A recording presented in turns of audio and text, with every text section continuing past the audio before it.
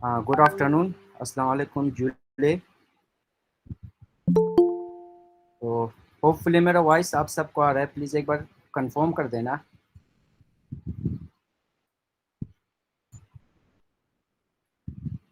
Thank you, thank you. तो जैसे कि आज का प्रोग्राम का थीम जो है एडमिशन काउंसलिंग पे है। आज के दिन हमारे साथ दो डिस्टिंग्विश्ड स्पीकर रहेंगे। डॉक्टर मोहम्मद हसन, जो कि असिस्टेंट प्रोफेसर है Shriram college of commerce, university of Delhi में, और पिछले 5-6 सालों से टीचिंग में काम कर रहा है।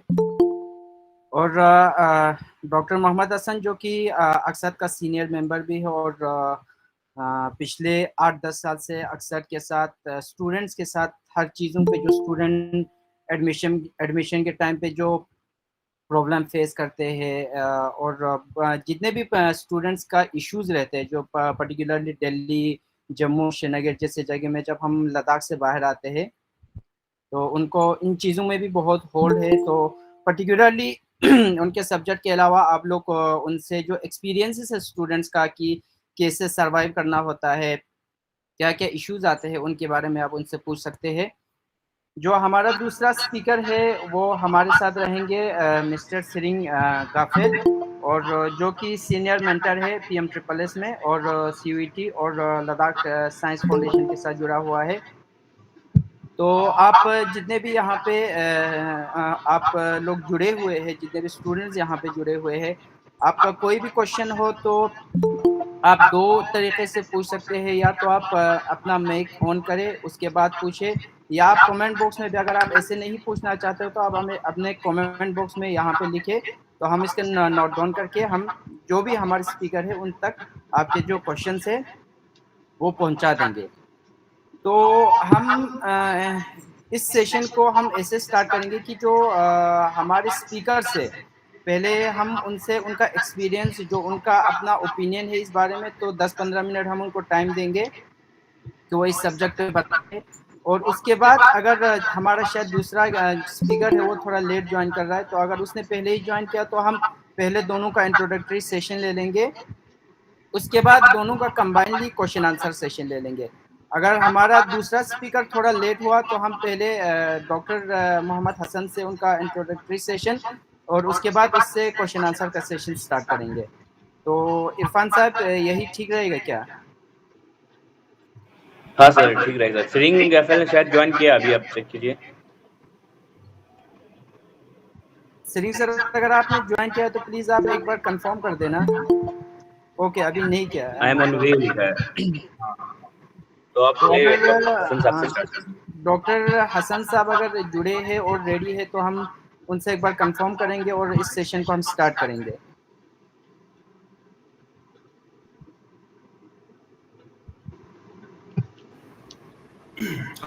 हेलो। हाँ जी बशीर साहब, क्या आप मुझे सुन सकते हैं? मैं ऑडिबल?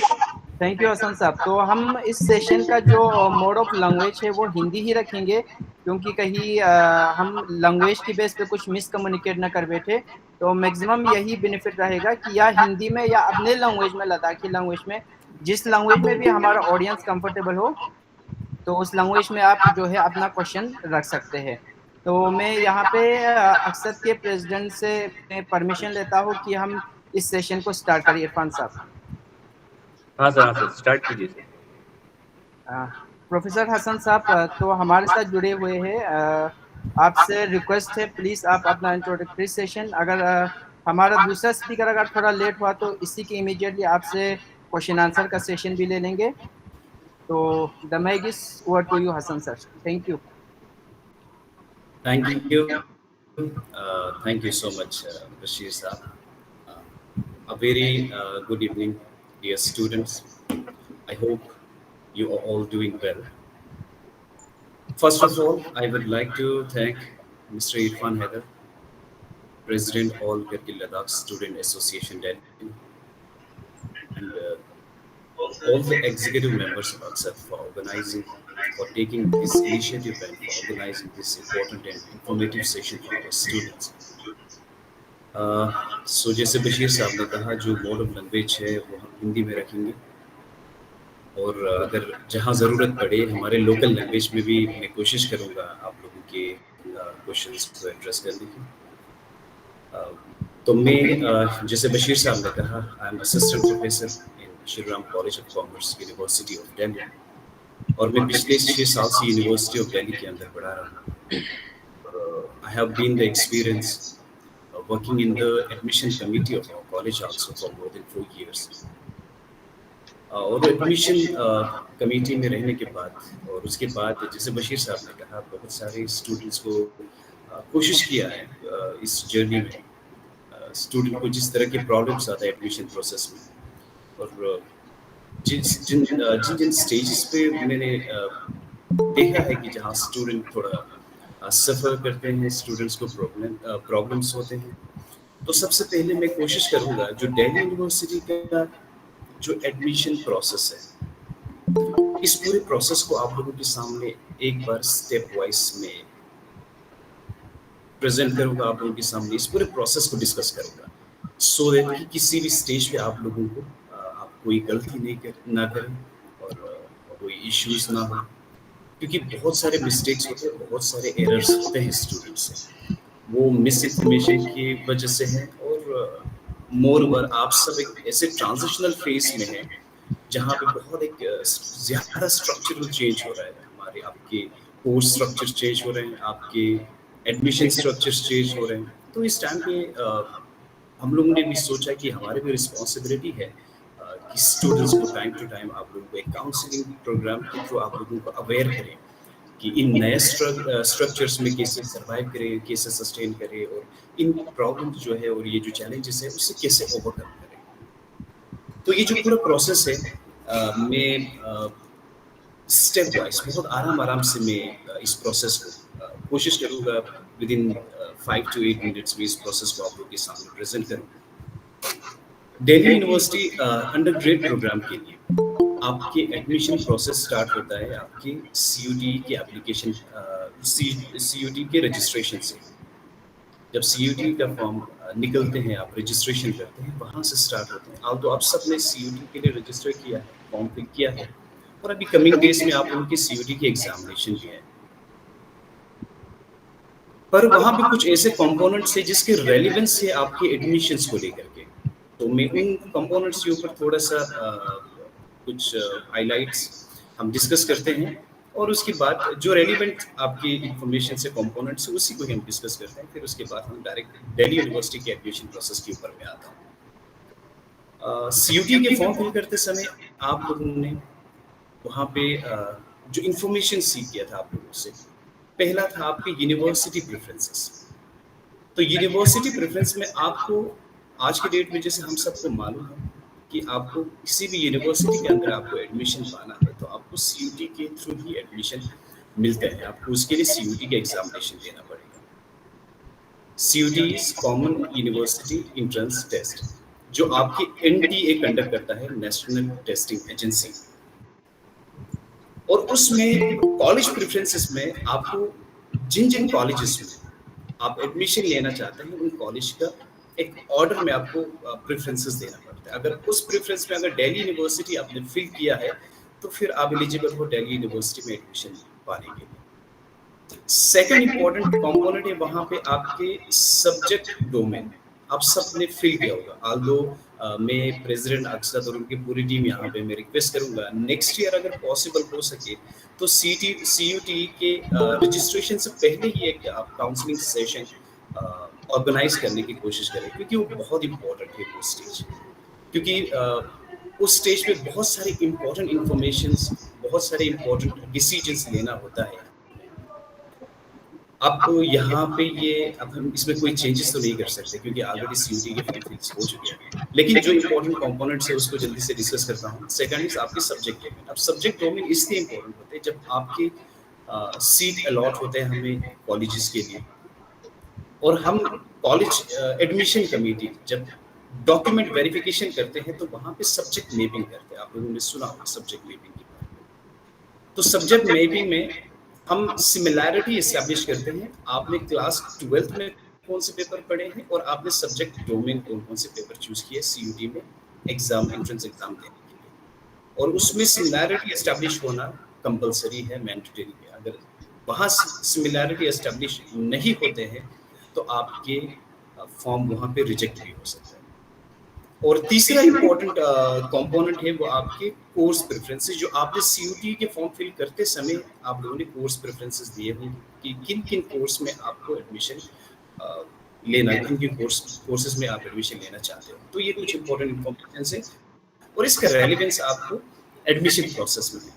अब आते हैं हम दिल्ली यूनिवर्सिटी के ऊपर। अभी कुछ दिनों में आपकी सीयूटी के एग्जामिनेशन होंगे, आपको डेट भी आए हुए हैं, डेडलाइंस आ चुके हैं। और सीयूटी के एग्जामिनेशन के बाद कुछ ही दिनों के बाद सीयूटी आपके रिजल्ट्स भी अनाउंस कर देंगे और आपकी स्कोर कार्ड, आपके परसेंटाइल भी आपको मिल जाएंगे। सीयूटी अपना रिजल्ट अनाउंस करने के बाद जो एनटीए कंडक्ट करते हैं, एनटीए रिजल्ट अनाउंस कर देते हैं, और रिजल्ट अनाउंस होने के बाद with in 15 to 20 days university of Delhi अपना एडमिशन अंडर ग्रेजुएट प्रोग्राम के लिए एडमिशन डेट अनाउंस कर देते हैं। डियर स्टूडेंट्स, आप सारे लोग जो यहाँ पे अभी इस प्रोग्राम में पार्टिसिपेट कर रहे हैं, तो आप लोगों को जब दिल्ली यूनिवर्सिटी सीयूटी के आपके रिजल्ट आते हैं तो बहुत एक्टिवली यूनिवर्सिटी ऑफ दिल्ली की एडमिशन वेबसाइट पे विजिट करते रहे, हो सके तो एवरीडे, अदरवाइज अल्टरनेट डे, क्योंकि यूनिवर्सिटी ऑफ दिल्ली की एडमिशन पोर्टल पे आपको ये नोटिस मिलेगा। और दिल्ली यूनिवर्सिटी अपना एडमिशन डेट अनाउंस करने के बाद उस अनाउंसमेंट में आपको एक लिंक मिलेगा जिसको सीएस पोर्टल लिंक है, CACS, which is Common Allocation Seat System। अब जो नया स्ट्रक्चर आया है वहां पे दिल्ली यूनिवर्सिटी का एक सिंगल पोर्टल है, that is common allocation seat system portal. और इस सिंगल पोर्टल के थ्रू आपके सारे कोर्सेज के लिए सीट एलोकेट किए जाते हैं। तो इररिस्पेक्टिव ऑफ द कोर्सेज, आप जिस कोर्स में भी एडमिशन लेना चाहते हैं, आप सभी को CACS के ऊपर रजिस्टर, CACS पोर्टल के ऊपर अपने आप को रजिस्टर करना है। ये बात, और मैं अक्सर से रिक्वेस्ट करता हूँ आपकी टीम भी एक्टिवली दिल्ली यूनिवर्सिटी की जो एडमिशन वेबसाइट है वहाँ विजिट करते रहे, और एडमिशन नोट्स आते ही, अनाउंस होते ही स्टूडेंट्स को आप शेयर करें, क्योंकि मोस्ट ऑफ द स्टूडेंट्स जो है वो ऑलमोस्ट सारे सोशल मीडिया प्लेटफॉर्म्स पे आपके सोशल मीडिया हैंडल्स के थ्रू वो कनेक्टेड है, वो रजिस्टर्ड है। तो स्टूडेंट्स तक आप हेल्प कर सकते हैं इस इंफॉर्मेशन को स्टूडेंट्स तक पहुँचाने के लिए, और स्टूडेंट्स, ये आप लोगों की रिस्पॉन्सिबिलिटी है, बहुत एक्टिवली फॉलो करता है आपको इस प्रोसेस को। तो यहाँ पे एक इम्पोर्टेंट पॉइंट आपको याद रखना है, CACS पोर्टल पे रजिस्टर करने के लिए आपको CUTE की जो आप एप्लीकेशन नंबर, उसके थ्रू ही आप रजिस्टर कर सकते हैं। तो आपकी जो CUTE का एप्लीकेशन नंबर है वो आपको अपने पास रखना है, और ये एप्लीकेशन नंबर आपको आगे हर जगह यही एप्लीकेशन नंबर की रिक्वायरमेंट होगी, यही एप्लीकेशन नंबर की जरूरत पड़ेगी, उसी के थ्रू ही सारे आपके प्रोसेस होंगे। तो ये प्रोसेस स्टार्ट होता है CACS पोर्टल पे रजिस्ट्रेशन से, और रजिस्ट्रेशन होगा आपके CUTE एग्जामिनेशन के जो आपके एप्लीकेशन नंबर है, उसी एप्लीकेशन नंबर के थ्रू ही आप रजिस्टर कर सकते हैं। आप उस एप्लीकेशन नंबर के साथ रजिस्टर करते ही आपके CACS पोर्टल कुछ इंफॉर्मेशन ऑटोमेटिकली फेच करते हैं। वो कौन सा इंफॉर्मेशन? आपने CUTE के फॉर्म भरते समय जो भी इंफॉर्मेशन दिया है वो ऑटोमेटिकली फेच कर लेंगे आपकी CACS पोर्टल पे। एंड सेकंड, आपके CUTE का रिजल्ट भी ऑटोमेटिकली फेच कर लेगा CACS पोर्टल, क्योंकि आपने जो रजिस्ट्रेशन किया है वो CUTE के एप्लीकेशन नंबर के थ्रू ही किया है। तो ये आपको ध्यान रखना है, CUTE के एप्लीकेशन नंबर बहुत इंपॉर्टेंट है, इस एप्लीकेशन नंबर को आपको हमेशा अपने पास रखना है। ग्रेट, ये इंफॉर्मेशन है जो ऑटोमेटिकली फेच हो जाएगी। इसके बियॉन्ड भी आपको कुछ एडिशनल इंफॉर्मेशंस आपको वहां पे पुट करना पड़ेगा, फिल करना पड़ेगा, कुछ और भी पर्टिकुलर्स होंगे।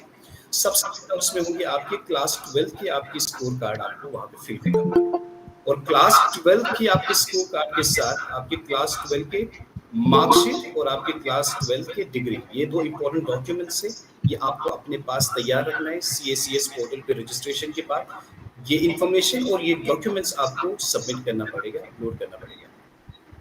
और उसके बाद जो भी स्टूडेंट्स कैटेगरी से बिलोंग करते हैं, और मोस्ट ऑफ द ऑडियंस जो यहाँ पे हमारे इस प्लेटफॉर्म पे आज हैं, आप सभी आई गेस एसटी कैटेगरी से ही बिलोंग करते हैं। तो जो कैटेगरी से बिलोंग करते हो, ये मैंडेटरी आपको कैटेगरी सर्टिफिकेट भी अपलोड करना पड़ेगा। तो आपको जो कैटेगरी सर्टिफिकेट है वो भी आपको अपने पास तैयार रखना है ये CACS पोर्टल पे एप्लीकेशन फॉर्म फिल करते समय। और याद रखना एक चीज इंपॉर्टेंट है, ये ध्यान रखना है आप सबको, आपके डॉक्यूमेंट्स क्लियरली रीडेबल होना चाहिए और क्लियरली विजिबल होना चाहिए। इन केस आपके डॉक्यूमेंट्स रीडेबल नहीं है, विजिबल नहीं है, तो आपकी एप्लीकेशन रिजेक्ट हो सकता है। तो इंश्योर करना है जब आप स्कैन करते हो डॉक्यूमेंट को अपलोड करने के लिए, उसको प्रॉपर्ली स्कैन करें और आपके डॉक्यूमेंट्स क्लियरली विजिबल होने चाहिए और क्लियरली रीडेबल होना चाहिए। एंड यहाँ पे और एक एडिशनल इंफॉर्मेशन मुझे लगता है बहुत इंपॉर्टेंट है आप लोगों को देना, वो है आपके डॉक्यूमेंट्स की अगर कोई डिस्क्रिपेंसीज होते हैं आपके सरनेम को लेके या कोई करेक्शन होता है आपके नेम स्पेलिंग को लेकर के, दिल्ली यूनिवर्सिटी कोई भी ऐसा अगर करेक्शन हो उसको एक्सेप्ट नहीं करता है। तो अगर आपके किसी भी डॉक्यूमेंट्स में अभी भी किसी भी करेक्शन की जरूरत है, अभी भी आपके पास टाइम है, वो रिस्पेक्टिव अथॉरिटी के पास जाए, रिस्पेक्टिव डिपार्टमेंट्स में जाए और उनको करेक्ट करे। अभी भी टाइम है। दिल्ली यूनिवर्सिटी कोई अंडरटेकिंग भी ऐसे एक्सेप्ट नहीं करता है। ये रीजन बन सकते हैं आपके एप्लीकेशन के, आपके डिस्क्वालिफिकेशन का रीजन बन सकता है। तो जितने भी स्टूडेंट्स यहाँ पे अगर किसी के डॉक्यूमेंट्स में के नेम में अगर कोई करेक्शन है या आपके कोई सरनेम में कोई करेक्शन की रिक्वायरमेंट है, वो अभी से करेक्ट करें, क्योंकि मुझे लगता है अभी सफिशिएंट टाइम है और ये करेक्शंस आप टाइमली कर सकते हैं, क्योंकि ये one of the major reason बनता है डिस्क्वालिफिकेशन का, जो हमारा पास्ट एक्सपीरियंस है। ओके, ये हो गया डॉक्यूमेंट। अब डॉक्यूमेंट सबमिट करने के बाद अब जो इम्पोर्टेंट पार्ट है वो आपके कॉलेज प्रेफरेंसेस और कोर्स प्रेफरेंसेस आपको देना पड़ता है इसी CACS एप्लीकेशन फॉर्म में। अब इसमें आप लोगों को दिल्ली यूनिवर्सिटी के अंदर मोर देन 75 नियर अराउंड 77 जो रजिस्टर्ड एफिलिएटेड कॉलेजेस हैं, जो north campus, south campus end off campus colleges है, नियर अराउंड 77 कॉलेजेस है। तो आपको कॉलेज प्रेफरेंसेस देना पड़ता है और उसके साथ आपको कोर्स प्रेफरेंसेस भी देना पड़ता है। और प्रेफरेंसेस को आपको एक ऑर्डर में रैंक करना पड़ेगा, जो भी आपके कोर्स प्रेफरेंस और आपके कॉलेज प्रेफरेंस है। ये सब आप पहले स्टार्ट कीजिए आपके कोर्स से कि कौन सा कोर्स आपका पहला प्रेफरेंस रहेगा। कोर्स प्रेफरेंस आप सिलेक्ट करते ही आपको कॉलेज ऑटोमेटिकली वहां पे शो करेगा पोर्टल पे कि ये कोर्स कौन कौन से कॉलेजेस में ऑफर किया जा रहा है। फिर वहां पे आपको कॉलेज प्रेफरेंस भी चूज करना है कि कौन से कॉलेज आपके फर्स्ट रैंक पे रहेंगे, कौन से second, third, fourth, fifth, and this way आपको प्रेफरेंसेस कॉलेजेस का भी देना पड़ेगा। तो इन दोनों में कोर्स एंड कॉलेज के बीच में आपको वहाँ पे एक रिलेशन बिल्ड करना पड़ेगा और ये प्रेफरेंसेस देना पड़ेगा। और ये बहुत इंपॉर्टेंट पार्ट है। आप कोर्स प्रेफरेंस देते समय और कॉलेज प्रेफरेंस देते समय आप बहुत ही केयरफुली इन पर्टिकुलर्स को फॉर्म फिल करें। अब क्वेश्चन आता है कि कौन से कॉलेज, अब कॉलेज ऐसे कि जो classification north, south end off campus के, तो मोस्टली स्टूडेंट प्रेफर करता है नॉर्थ कैंपस की कॉलेजेस को, क्योंकि ये इन कॉलेज को थोड़ा रेप्यूटेड एंड NIRF के रैंकिंग के बेसिस पे भी ये थोड़ा सा हायर जो रैंक में है कॉलेजेस, ये वो सारे कॉलेजेस। और साउथ के कॉलेजेस भी बहुत अच्छे हैं, NIRF के रैंकिंग्स बहुत अच्छे हैं, बहुत रेप्यूटेड आपके कॉलेजेस हैं नॉर्थ साउथ कैंपसेस में भी। बट ये आपका प्रेफरेंस रहेगा एज अ स्टूडेंट, आप किस कॉलेज में एडमिशन लेना चाहोगे। एंड सेकंडली, आप प्रेफरेंस चूज करते समय कभी कभी एक मिस्टेक करते हैं स्टूडेंट। वो मिस्टेक ये है, फॉर एग्जांपल आपका फर्स्ट प्रेफरेंस रहेगा हंसराज कॉलेज से फॉर एग्जांपल, और आपके सेकंड प्रेफरेंस पे फॉर एग्जांपल आपने रमजस, फिर उसके बाद 7-8 प्रेफरेंस पे आप फिर साउथ के कुछ कॉलेजेस फिल करते हैं। तो उसको एक प्रॉपर ऑर्डर में आपको सेट करना पड़ेगा। अगर आप गलती से फर्स्ट प्रेफरेंस में चला जाता है आपके स्वामी श्रद्धानंद और आपके सेकंड, थर्ड, फोर्थ पे फिर हंसराज, KMC, उसके बाद बाकी कॉलेजेस आते हैं, तो आपके फर्स्ट कट ऑफ में आपको आपके फर्स्ट प्रेफरेंस का कॉलेज आपको अलॉट किया जाएगा और उसके बाद आपके पास कोई दूसरा ऑप्शन नहीं बचेगा। आप अपग्रेड नहीं कर पाओगे, आप दूसरे कॉलेजेस में फिर एडमिशन नहीं ले पाओगे, क्योंकि दिल्ली यूनिवर्सिटी रूल के अकॉर्डिंग आपका first preference Swami Shraddhanand college, जिसको फर्स्ट प्रेफरेंस अलॉट होता है, वो फिर दूसरे राउंड्स के लिए वो क्वालिफाई नहीं होते। इसीलिए ज़रूरी है आप उसको एक प्रॉपर ऑर्डर में रैंक करें जो भी कॉलेजेस आप लेना चाहते हैं। एंड सेकेंडली आपके क्वेश्चन आते हैं स्टूडेंट्स का क्या परसेंटाइल या क्या स्कोर रहना चाहिए। सी आपके बड़े चीज़ों के लिए सपना देखना, ड्रीम करना कोई बुरी बात नहीं है। भले आपको जैसे भी रैंक रहता है, आप जो बेटर कॉलेजेस है, जो हायर रैंक कॉलेजेस है, उसके लिए आप फिल कर सकते हैं। आप कॉमर्स के है, SRCC आप फिल कर सकते हैं, हिंदू कॉलेज आप फिल कर सकते हैं, फिर हंसराज, फिर KMC, फिर रामजस, फिर उसके बाद आप साउथ के कॉलेजेस के जो भी दूसरे कॉलेजेस आप फिल कर सकते हैं। फॉर एग्जाम्पल अब फर्स्ट राउंड में आपको साउथ के श्री औरबिंदो कॉलेज में आपको सीट अलॉट होता है। तो सीट अलॉट होने के बाद डियर स्टूडेंट एक बात याद रखना, दिल्ली यूनिवर्सिटी आप ये सारे इंफॉर्मेशन प्रेफरेंसेस सबमिट करने के बाद जब दिल्ली यूनिवर्सिटी अपना सिलेक्शन लिस्ट रिलीज करते हैं तो पहले का रूल था सिलेक्शन जो लिस्ट है वो ओपन फॉर ऑल होता था, पब्लिकली रिलीज होते थे। अब ये इंटरनल सिलेक्शन लिस्ट रिलीज होता है। जो आपके CACS पोर्टल पे जो आपने अपना अकाउंट खोला है, आपको जब भी नोटिफिकेशन मिलेगा कि दिल्ली यूनिवर्सिटी ने अपना फर्स्ट एडमिशन लिस्ट रिलीज किया है, तो आपको अपने पर्सनल अकाउंट को विजिट करना। आप सबको पर्सनल अकाउंट जो CACS अकाउंट है, पोर्टल है, वहाँ पे जो आपका अकाउंट क्रिएट हुआ है अपने अकाउंट्स पे विजिट करना, क्योंकि सीट आपके पर्सनल अकाउंट में अलॉट किए जाएंगे। अगर आपको कोई सीट अलॉट हुआ है किसी कॉलेज में तो आपके पर्सनल अकाउंट में आएगा। और मैंने मोस्ट ऑफ द टाइम मेरे ये पर्सनल एक्सपीरियंस रहा है, मैंने ये ऑब्जर्व किया है, स्टूडेंट से ये गलती होता है कि आपके अकाउंट में आपको दिखेगा कि आपको सीट ऑफर हुआ है, लेकिन आपको एक्सेप्ट भी करना होता है वो सीट। अगर आपको अलॉट किया है दैट डजंट मीन्स कि वो सीट आप कंफर्म हो चुके हैं। जब तक आप उसको एक्सेप्ट नहीं करोगे तब तक वो कंफर्म नहीं कंसीडर किया जाएगा। तो you should confirm the seat, okay. तो या अगर रिजेक्ट करना चाहोगे तो आपके पास रिजेक्ट ऑप्शन होगा, या आपको कंफर्म करना। अगर आप उसको अनअटेंडेड छोड़ दोगे तो आप पूरे नेक्स्ट राउंड में आप उस राउंड से ही बाहर निकाले जाओगे। फिर उसके बाद दिल्ली यूनिवर्सिटी के अंदर फिर दूसरे राउंड में आपके लिए एडमिशन मिलना मुश्किल हो जाएगा। और मेरा आप लोगों से पर्सनल सजेशन यही है, जिस कॉलेज में भी आपको फर्स्ट राउंड में सीट अलॉट होता है उस सीट को बुक करना है, उस सीट को आपको कंफर्म करना है, ओके।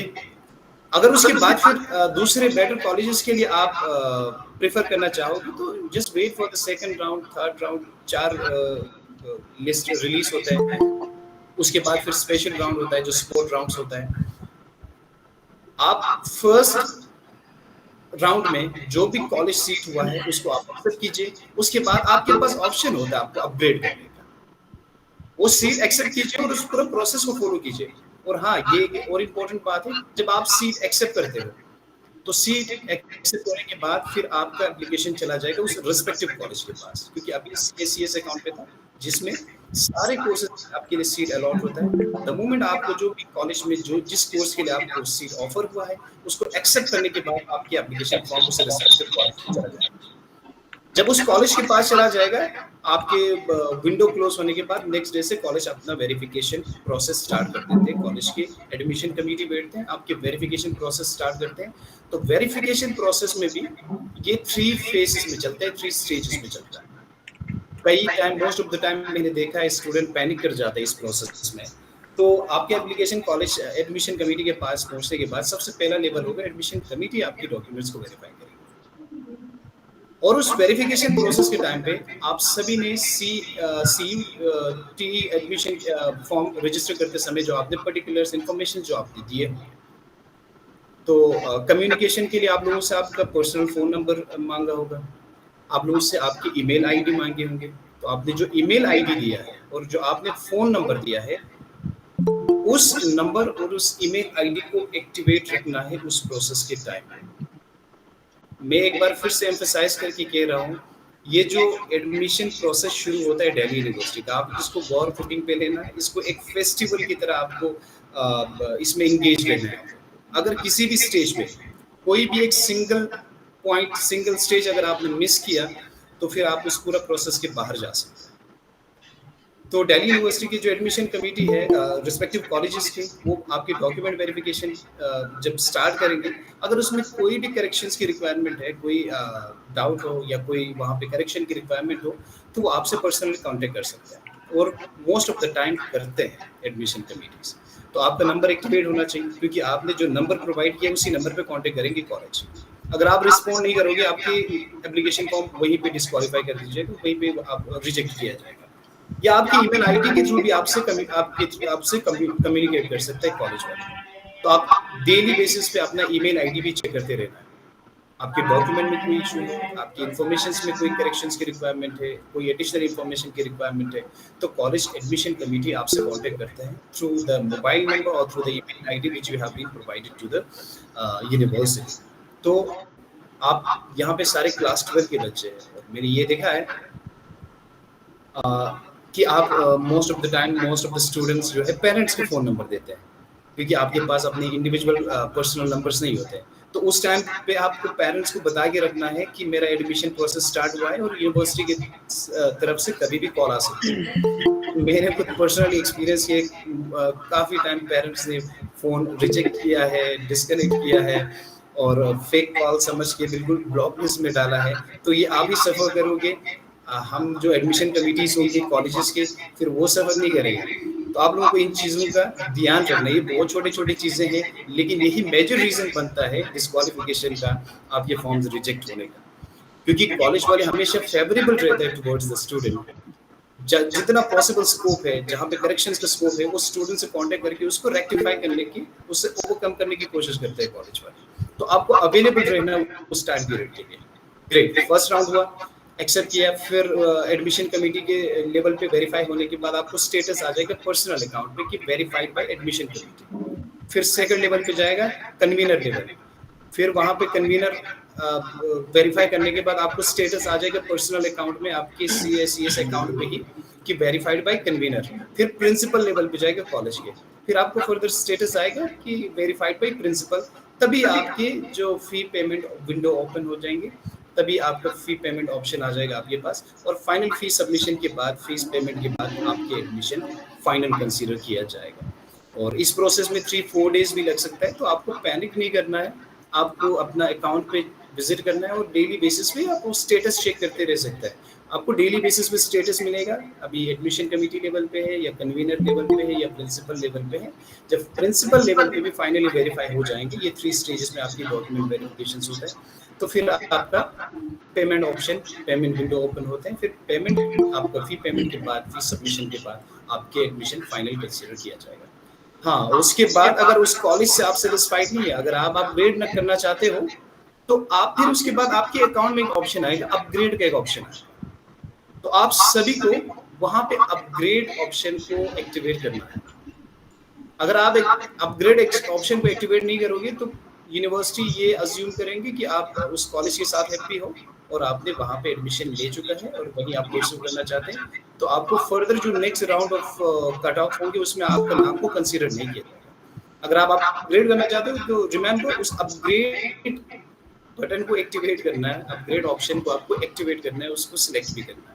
अगर आप अपग्रेड करते हो तो नेक्स्ट राउंड में, क्योंकि हर राउंड में कट ऑफ थोड़ा गिरते आता है, तो जिस कॉलेज में आपकी अपर रैंक, आपकी जो प्रेफरेंस दिया है कॉलेजेस का आपने फॉर्म फिल करते समय, उसी बेसिस पे आपको कॉलेज अलॉट करते जाएंगे। तो अगर आपको नेक्स्ट राउंड में दूसरा कॉलेज अलॉट होता है, तो प्रीवियस वाला जिस कॉलेज में आपको एडमिशन मिला है वो आप कैंसिल कर सकते हैं और सेकंड का आप एक्सेप्ट कीजिए और सेम प्रोसेस आपको फॉलो करना है। This is how you can easily switch to the different colleges अगर नेक्स्ट राउंड पे अगर आपको एडमिशन ऑफर होता है। तो फर्स्ट राउंड पे जो भी कॉलेज अलॉट होता है उसमें आपको एडमिशन एक्सेप्ट करना है।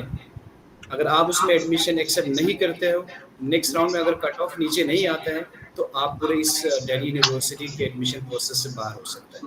तो मेरा यही सजेशन है सारे लोगों को कि आपको जो फर्स्ट राउंड में जो भी कॉलेज अलॉट होता है उस कॉलेज में आपको एडमिशन एक्सेप्ट करना है। फिर अगर आप अपग्रेड करना चाहते हो तो अपग्रेड आप कर सकते हो, वो ऑप्शन आपके पास होगा। So this is the whole process which you are supposed to follow during the process of admission in University of Delhi। और उसके बाद अगर आप लोगों का कोई क्वेश्चन है, अगर आप लोगों का कोई कंसर्न है, तो आप पूछ सकते हो। तो ये जो प्रोसेस है आप सभी को फॉलो करना है और ध्यान रखना है।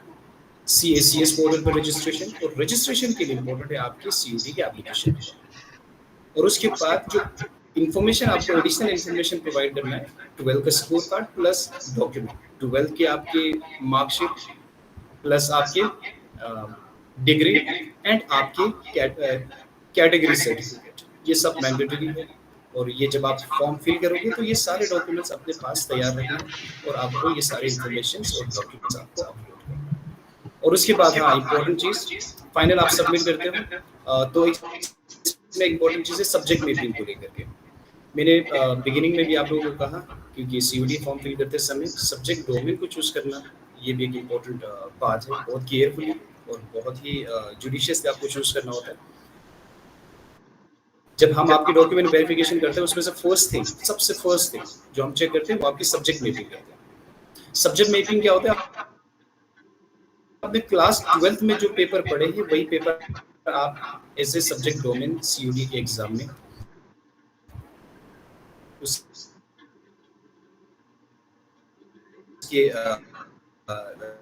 सब्जेक्ट डोमेन से अगर आपने क्वालिफाई किया जाएगा। एंड सेकंड थिंग, यहाँ पे आपके कुछ कंसर्न्स आ सकते हैं, जैसे डिफरेंट बोर्ड्स है इंडिया के अंदर, सीबीएसई है, स्टेट बोर्ड्स होते हैं, आईसीएसई है और कुछ इंटरनेशनल बोर्ड्स भी होते हैं। तो कभी कभी क्या होता है, डिफरेंट बोर्ड्स में डिफरेंट पेपर डिफरेंट नेम से पढ़ाया जाता है। फॉर एग्जाम्पल हमारे कॉमर्स में सीबीएसई के अंदर आपके बिजनेस स्टडीज का पेपर होता है। आईसीएसई के अंदर देखा जाए तो सेम पेपर वो कॉमर्स के नाम से पढ़ाया जाता है, पेपर का नाम ही कॉमर्स है। जिसे हमारा अकाउंटेंसी है तो किसी बोर्ड में आपको अकाउंटेंसी एंड बुक कीपिंग के नाम से, तो नेम डिफरेंट हो जाता है। इस केस में यूनिवर्सिटी ऑफ दिल्ली के क्या रूल है,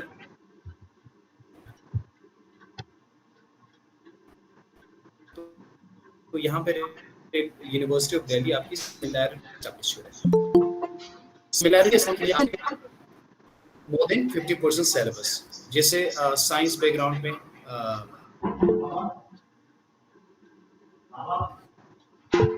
आपके, तो इस केस में आपके मोर देन 50% जो है आपके सिलेबस सिमिलर होना चाहिए। इस वे में दिल्ली यूनिवर्सिटी के रूल है सिमिलैरिटी एस्टैब्लिश करने का। And moreover Delhi university also reserves the right to establish similarity which is final and binding upon all also. तो यूनिवर्सिटी ऑफ दिल्ली यहाँ पे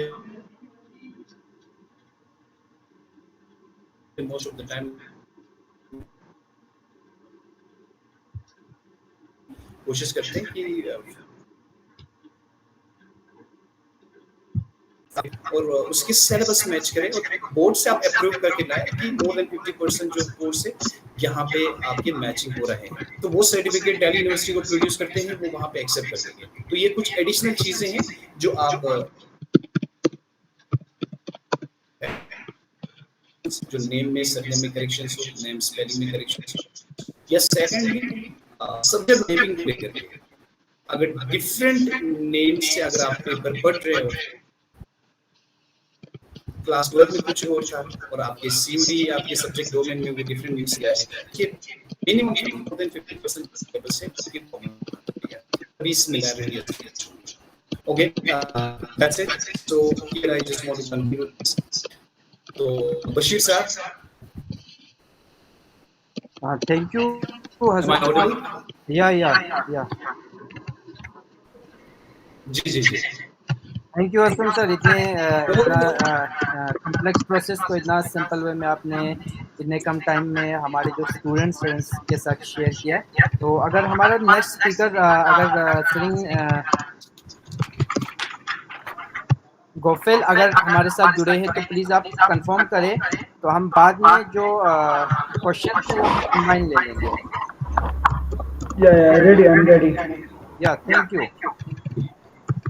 थैंक यू सिरिंग गाफिल सर। तो गाफिल सर जो है सीनियर मेंटर है PMSSS, CUET और लद्दाख साइंस फाउंडेशन के साथ भी जुड़ा हुआ है। तो प्लीज़ सर आप अपना एक्सपीरियंस हमारे एस्पिरेंट्स के साथ, स्टूडेंट्स के साथ शेयर करें, और उसके बाद हम जो है कंबाइनली आप दोनों से क्वेश्चन ले लेंगे कि जितने भी स्टूडेंट्स के कंसर्न है, क्वेरीज है, तो हम साथ में ले लेंगे।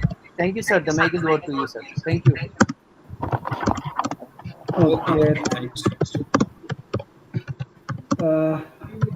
थैंक यू अक्सर का टीम, अक्सर की टीम स्टूडेंट यूनियन को इस क्या बोलते सेशन को ऑर्गेनाइज करने के लिए। काफ़ी मतलब, एम आई ऑडिबल? प्रॉपरली? हाँ हाँ हाँ। ठीक है। तो अगर बीच में कुछ ऑडिबल नहीं है तो प्लीज बोल देना। तो ये कह रहा था, मतलब मैं ये कह रहा था अक्सर के पूरे टीम से स्टूडेंट यूनियन को बिल्कुल ही धन्यवाद इस सेशन को ऑर्गेनाइज करने के लिए। ये एक सेशन बिल्कुल लाइफ चेंजिंग सेशन हो सकता है काफ़ी स्टूडेंट के लिए, क्योंकि इस अभी 12 के एडमिशन की प्रोसेस काफ़ी गलतियां हो जाता है, होता भी है, मैंने देखा भी है। तो ये अभी हम ये क्या बोलते हैं, मैं काफ़ी 4 साल से लद्दाख साइंस फाउंडेशन के साथ स्टूडेंट को गाइड करते आ रहा हूँ। तो मैं इन सब का एक्सपीरियंस सबको बताऊंगा कि क्या क्या गलती होता है, और ताकि आप उस गलती से सीख सकें और उन गलती को करने से बच सकें। तो मैं अपना स्क्रीन प्रेजेंट कर देता हूँ। लेट मी,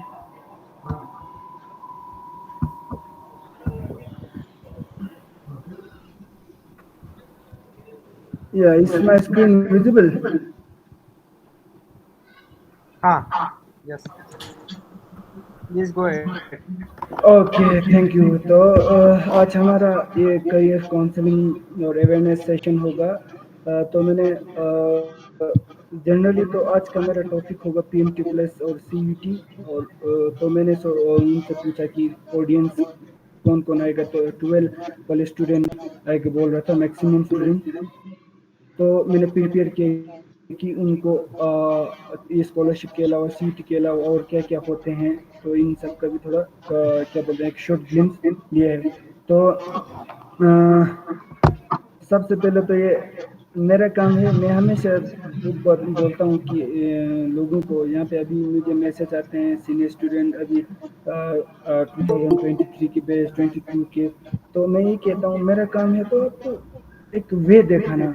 मैं आपको बताऊंगा कि इसका ये करना है, इस एक डेडलाइन होगा, ये एग्जाम ये होगा, इसके लिए होगा, लेकिन मेन तो आपको ही करना होगा। अगर इस एग्जाम एक्सेल करना है तो आपको पढ़ना होगा, आपको अच्छे से मेहनत करना होगा।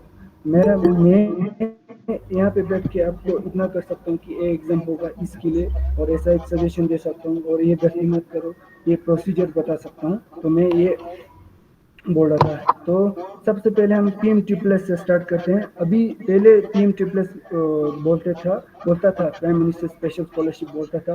अभी इसको प्राइम नहीं, लोग पीएमटी प्लस नहीं बोलते हैं, अभी special scholarship scheme for union territories of Ladakh and क्या बोलते हैं जम्मू एंड कश्मीर के नाम से वेबसाइट पे आ जाता है। और इसका अभी प्रधानमंत्री उच्च शिक्षा योजना भी, चलो पोषण योजना भी कहते हैं।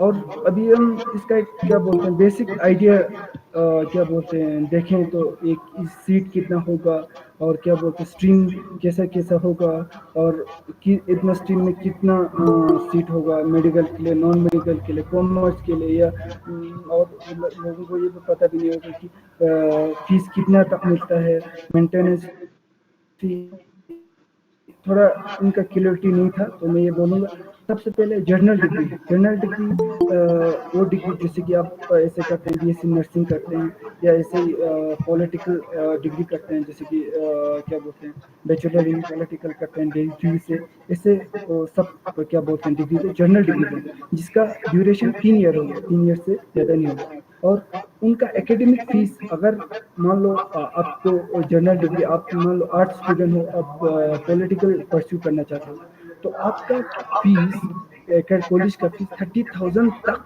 AICTE देगा, पीएमटी प्लस वाले देगा। मान लो आपका उस कॉलेज का, आप दिल्ली में एडमिशन मिलती है, आपका फीस है 29,000, तो 30,000 के अंडर रहेगा ना, आपको पे करने की जरूरत नहीं है। मान लो और कहीं जगह आपको 31,000 है आपका कॉलेज का फीस आपकी पॉलिटिकल की डिग्री के लिए, तो आपको 31 हो गया, 30 AICTE आएगा, और क्या बोलते हैं 1,000 आपको अलग से अपने जेब से पे करना पड़ेगा। उसके अलावा ये मेंटेनेंस अलाउंस देख रहा होगा आपको, ये सभी के लिए, चाहे कि आप मेडिकल हो, नॉन मेडिकल हो, कॉमर्स हो, जनरल डिग्री वाले हो, सभी को वन लाइक अलग से मिल जाता है। अपने कॉलेज क्या बोलते हैं हॉस्टल में रहो या पीजी में रहो या रूम में रहो, आपको सिर्फ उसको अगर हॉस्टल में बैठा तो हॉस्टल का बिल जमा करना पड़ता है, पीजी का बिल या रूम का क्या एग्रीमेंट ऐसे को अपने कॉलेज वाले को जमा करना पड़ेगा। अब सीट की बात करें तो टोटल 5000 सीट है पीएमटी प्लस में, और हर साल 21,000 तक बढ़ता है। मैंने 2-3 साल बिल्कुल अपने मतलब क्या बोलते हैं ये एक्सपीरियंस की 21,000 ही आता है मिनिमम। 21,000 कैंडिडेट लद्दाख और जे में बढ़ता है, और उसमें 5,000 को ही मिलेगा स्कॉलरशिप। तो जनरल डिग्री वाले 2070 सीट यानी कि 2070 जनरल डिग्री वाले का सीट है। मतलब 5,000 में से जनरल डिग्री यानी कि या पॉलिटिकल करना हुए या हिस्ट्री या फिजिक्स केमिस्ट्री या जनरल डिग्री में जो भी आएगा इतना सीट आपको है।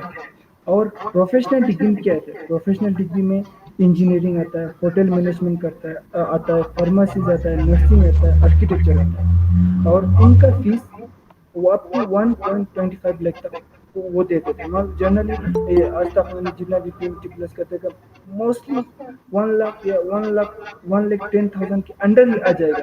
आपको कुछ पे करने की जरूरत नहीं है। मैं रियर इन केस कहीं प्राइवेट में आपने ले लिया तो आपको 130 तक आ जाएगा, 1,30,000, तो 5,000 अपनी जेब से देना पड़ेगा।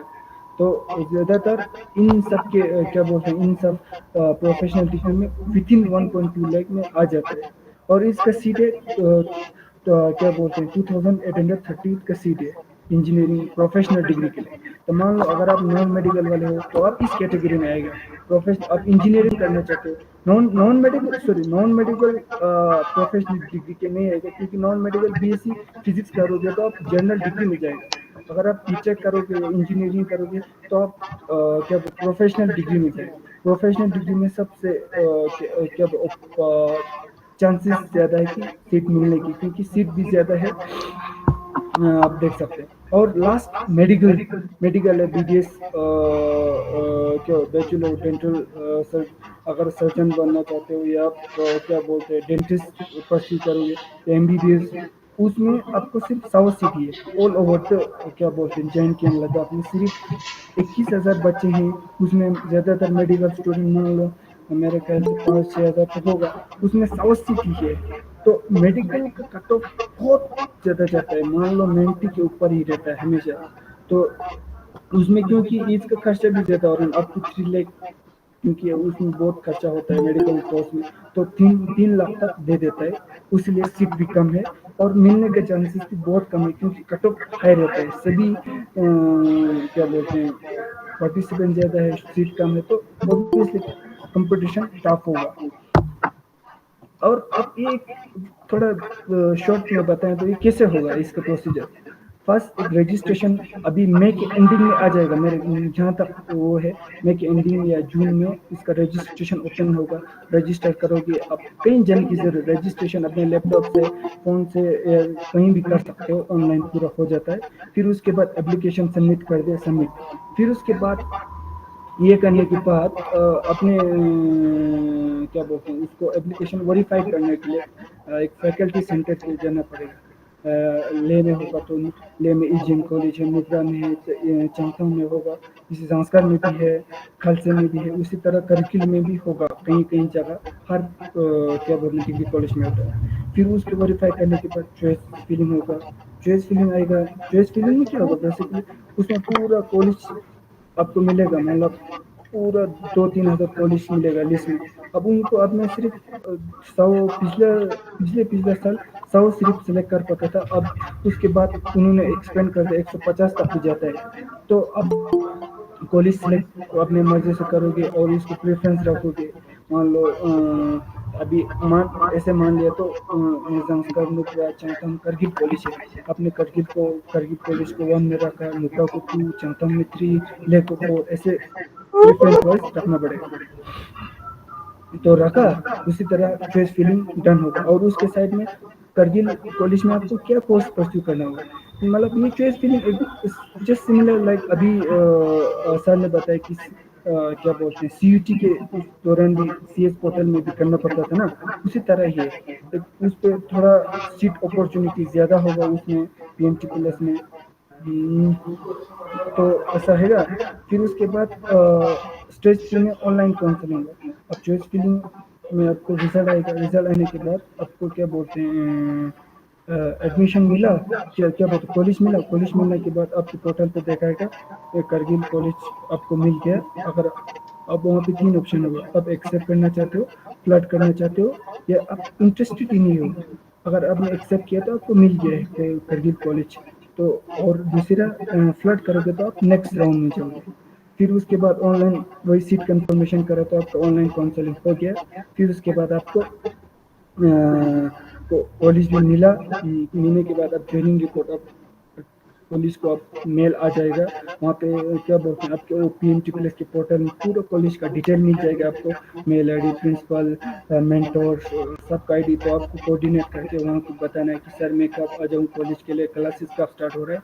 तो उसके हिसाब से आप जाके वहाँ पे ज्वाइन करके, ज्वाइनिंग करने के बाद ज्वाइनिंग करके एक रिपोर्ट मिलता है, उसको अपलोड करना पड़ता है। तभी उसके बाद आपका क्या बोलते हैं ये स्कॉलरशिप आने का प्रोसीजर स्टार्ट होता है। और ये तो एक ऐसा क्या बोलते हैं स्ट्रेट हुआ एक क्या बोलते हैं ब्रॉड में। उसमें डिटेल में काफ़ी और वो है, तो हम फर्दर डिस्कस करेंगे।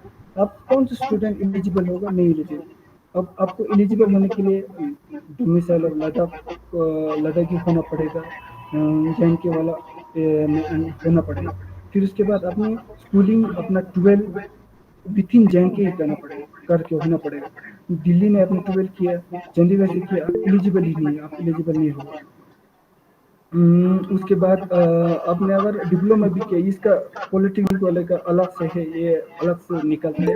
तो आपको यहाँ पे थोड़ा क्या आप लोग तो पूरे स्कूल वाले हो तो जोर देने की तो ज़रूरत नहीं। और मेन इम्पोर्टेंट है family income. Family income 8 lakh से एनुअली एक्सेप्ट नहीं करना चाहिए। तो वही मेन 3 एलिजिबल है। अगर इन सब में आप आपके पास है या आप उस कैटेगरी में बैठते हो, एलिजिबल है। अगर ये स्कॉलरशिप कैंसिल भी हो सकता है, नहीं मिलेगा पूरा प्रोसीजर होने के बाद। क्या कट आप अगर आपने ऑनलाइन रजिस्ट्रेशन नहीं किया, वो तो बिल्कुल ही वो क्या बोलते सेंस बनता है कि ऑनलाइन रजिस्ट्रेशन नहीं करोगे तो फिर मिलेगा भी नहीं। फिर उसके बाद अगर आपने NSP और स्कॉलरशिप, जैसे कि NSP आता है नेशनल स्कॉलरशिप पोर्टल, जिसमें क्या बोलते हैं 2 तरीके होते हैं ना, एक होता है 10 से बिलो, एक होता है कॉलेज को भी मिलता है अबव 10। तो अगर आपने वो भी भर दिया साथ में, तो बाद में डुप्लीकेशन होकर आपको नहीं मिलेगा। तो जो भी PMTPLS लेना चाहते हैं तो कोई NSP और अदर नेशनल स्कॉलरशिप ना भरे। दूसरा, अगर कोई आपको कोई कोटा से मिल जाए, मान लो अभी नीट क्लियर होगा, उसमें लद्दाख का सेंट्रल पूल लगता है, उसमें कोटा मिलेगा आपको, दिल्ली में मिल गया, फिर उसके बाद आप PMTPLS क्लेम करो तो नहीं मिलेगा, ऐसा करेगा। बाकी तो एब्सेंट ड्यूरिंग काउंसलिंग ये नहीं है, ये तो उन्होंने लिखा है। काउंसलिंग ऐसे नहीं होता है, सिर्फ ऑनलाइन होता है, ऑफलाइन कहीं जाना नहीं पड़ेगा काउंसलिंग के लिए। फिर उसके बाद 2 इम्पोर्टेंट पॉइंट है बहुत ज़रूरी। आपको अगर PMTPLS चाहिए, दिल्ली यूनिवर्सिटी में भी पढ़ना है तो CUT देना ही पड़ेगा, आपको अपीयर होना ही पड़ेगा। तो ये उन्होंने ये नोटिस निकला है, ये पिछले साल का है, लेकिन ये अब सभी को लागू होगा। तो प्लीज़ जिसने CUT दिया है तो वो लोग कल दिल्ली यूनिवर्सिटी में भरें। अगर किसी ने नहीं दिया है तो फिर उनको दिक्कत पड़ सकता है बाद में। तो अभी से ये सोच लेना, अगर नहीं दिया होगा तो ये मिस भी हो गया, अभी तो एग्ज़ाम आने वाला है। और दूसरा नीट करके ही अब अगर क्या बोलते हैं MBBS और उसके वहाँ से क्लेम कर सकते हैं, BSc नर्सिंग वाला कोटा आता है PMTPLS, उसमें नीट देना ज़रूर होता है। तो ये दोनों उन्होंने ऑफिशियल नोटिस निकला है अलग से, तो ये बहुत ज़रूरी है। फिर उसके बाद एक अभी पिछले साल का इसी तरह चलेगा। 2 में 12 जुलाई है, मान लो पिछले साल जून में निकला था, जून के 1 में आपका ऑनलाइन रजिस्ट्रेशन निकलेगा। फिर आपको बहुत समय देता है, 2-3 महीना देता है, 2 महीना तो लगभग देता है, क्योंकि एक्सटेंड करते जाता है लास्ट तक। 2 महीने में आपको ऑनलाइन रजिस्ट्रेशन करने के लिए बहुत टाइम देगा। फिर उसके बाद वेरिफिकेशन अपने कॉलेज या वहाँ पे सेंटर पे जाने के लिए बहुत टाइम देगा, 2-3 हफ्ता। फिर उसके बाद चॉइस फिलिंग के लिए भी टाइम देगा, फिर उसके बाद चॉइस फिलिंग के बाद अगर काउंसलिंग के रिजल्ट आने के बाद ना फर्स्ट राउंड तक, तो उसका मैंने बोला ना, अगर सीट मिलने के बाद आपको एक चॉइस आता है फ्री से फ्लोट, तो अगर उसको मतलब 2-3 दिन ही आएगा उस डिसाइड करने के लिए। उस दिन आपने भूल गया, मान लो रिजल्ट निकालेगा पता नहीं हो गया, भूल गया, तो वो डेट चला गया, बाद में मतलब 28 तारीख लास्ट डेट था, आपने 29 को खुला, तो आप ऐसे ही आपका सीट क्या बोलते हैं ले जाएगा, कैंसिल ही हो जाएगा। तो वो वाला पोर्शन काफ़ी है। यहाँ पे देखते हैं कंफर्मेशन, और यहाँ पे देख सकते हो 7 नंबर को confirmation from the candidate against the seat allocation 26 से 28 2-3 में मिलता है। अगर उसमें कोई ऐसा, मुझे ऐसा भी अभी तक ये इशू देखने को मिला, मैं गाँव में था सर, मैं कहीं नेटवर्क एरिया में नहीं था, मुझे पता नहीं चला, तो इस गलती को अभी अवॉइड करने के लिए ये एक कैलेंडर का रफ आइडिया आपके दिमाग में होना चाहिए कि इस टाइम पे ये सीट, ये डेट पे ये होगा, तो उस हिसाब से आप प्रिपेयर रह सकते हैं और प्लानिंग भी कर सकते हैं कहीं जाना वाना या ऐसे में। अब अभी क्या बोलते हैं, सबको ये पता नहीं होगा, ज़्यादातर को ये काफ़ी कहीं किसी को पता होगा। अब 2 तरीके हैं प्रिंसिपल स्कॉलरशिप क्लेम करने के लिए। एक तो आप डायरेक्टली 12 मार्क्स, 12 में 90 हो, आपका 95% है, डायरेक्ट आपको उस 5000 सीट में मिल गया, क्योंकि आपने परसेंटेज अच्छा था, रैंक अच्छा था, डायरेक्टली मिल गया। अब दूसरा आपका 2 ऑप्शन है, आप नीट देते हो, जेईई मेंस देते हो, सीयूटी देते हो, आपको क्वालिफाई होकर सीट मिल गया। मान लो सीयूटी से आप अलग से सीयूटी दे दिया, मान लो अभी मैं प्रोसीजर बताऊंगा, सीयूटी दे दिया, सीयूटी देने के बाद आपको दिल्ली यूनिवर्सिटी में सीएस, अभी सर ने बताया भी, सीएस का वो वाला पोर्टल पे रजिस्ट्रेशन किया। रजिस्ट्रेशन करने के बाद अपने एसआरसीसी भरा होगा, मान लो भर दिया, तो आपको मिल गया। आप अलग से गया ना, पीएमटी+ के अंदर से नहीं गया ना, आपने अलग से सीयूटी देके अलग से मिल गया, लेकिन आपको दिल्ली यूनिवर्सिटी में एक कॉलेज मिल गया ना, आप उस कॉलेज में मिल के आप पीएमटी+ अलग से क्लेम कर सकते हो, जबकि आपको 12 में मार्क्स नहीं है। मान लो 12 में 60% है, लेकिन आपने सीयूटी में अच्छे से स्कोर किया, कॉलेज भी मिले सीयूटी के बेसिस पे, क्योंकि अभी दिल्ली यूनिवर्सिटी वाले तो सीयूटी के बेसिस पे देते हैं ना, 12 का कुछ मैटर नहीं करता है। तो पीएमटी+ 12 के मार्क्स पे देता है, पीएमटी+ में आपको नहीं मिला क्योंकि आप 12 में मार्क्स कम था, सीयूटी में आपने स्कोर अच्छा किया, सीयूटी में आपने को मिल गया दिल्ली यूनिवर्सिटी, तो आप पीएमटी+ क्लेम कर सकते हो। लेकिन उसके लिए क्या बोलते हैं, एक प्रोसीजर है, आपको एक पीएमटी+ में रजिस्ट्रेशन करके रखना पड़ेगा, और आपको डॉक्यूमेंट वेरीफाई करके रखना पड़ेगा। कोई कॉलेज जाके, कॉलेज अपनी फैसिलिटेशन सेंटर आता है, डॉक्यूमेंट वेरिफिकेशन सेंटर ले में कहीं जगह है, वहाँ पे वेरिफिकेशन करके बैठना है। अगर आपका मान लो सीयूटी का स्कोर अभी रिजल्ट, एग्जाम देने के बाद रिजल्ट आ गया, ठीक ठाक आ गया, मान लो आपको कंफर्म है कि मैं दिल्ली में मिलेगा, लेकिन 12 में कम है, तो आप ये प्रोसीजर ज़रूर ध्यान में रखना, क्योंकि पिछले साल लगभग हमने 150 बच्चों को ऐसे ही मदद किया, 12 में बहुत कम स्कोर, लेकिन सीयूटी में थ्रू आपको दिल्ली यूनिवर्सिटी मिल गया, उसके बाद आपने पीएमटी+ क्लेम किया, तो वहाँ पे ऑन माई ओन का एडमिशन होता है, वहाँ पे आपको डिटेल भरना होता है। एग्जाम 2-3 का ऑप्शन रहता है, आप किस एग्जाम के थ्रू क्लेम करोगे, जेईई मेंस क्वालिफाई किया आपने, या नीट किया, या सीयूटी किया, तो आपको सीयूटी मैंने क्वालिफाई किया, तो वहाँ पे प्रूफ देना पड़ता है, कैसे किया, स्कोर कार्ड अपलोड करो, फिर उसके बाद एडमिशन, एसआरसीसी में आपको एडमिशन मिल गया, तो एडमिशन का क्या बोलते हैं वो रिसिप्ट आप अपलोड करने के बाद एक एआईसीटी को मेल करना पड़ता है कि मैं चिरंगा के सीयूटी के थ्रू दिल्ली यूनिवर्सिटी में मिला मुझे एडमिशन, ये वाला कोर्स,